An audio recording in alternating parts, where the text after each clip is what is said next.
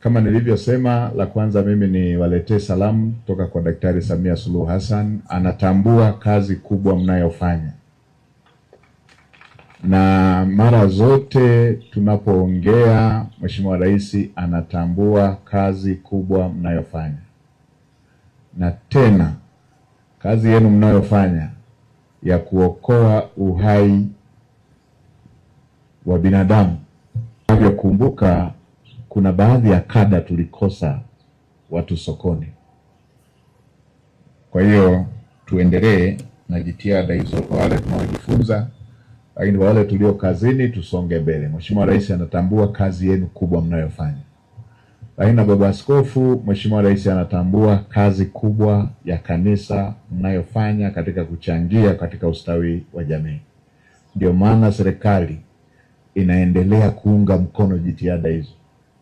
Kama Baba Askofu utakavyokumbuka, ambao tumeambiwa mchango wa kifedha, mchango wa staff ambao Mheshimiwa Naibu Waziri ametuambia hapa, lakini pia Mheshimiwa Rais alielekeza tangu nikiwa waziri wa fedha, alielekeza taasisi zinazofanya kazi kama hii zipate misamaha, zipate unafuu wa kodi katika masuala yanayohusiana na kuimarisha huduma kama hii hapa. Nakumbuka misamaha ya aina hiyo ilitoka miaka kadhaa iliyopita.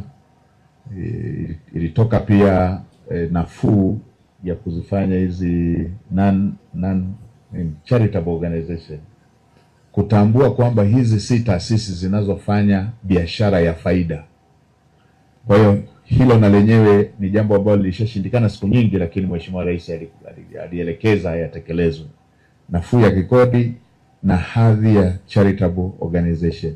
Kwa serikali itaendelea kuunga mkono jitihada hizi, na kwa sababu Baba Askofu, leo hii katika nchi yetu huwezi ukaelezea maendeleo ya nchi yetu bila kutaja mchango wa kanisa.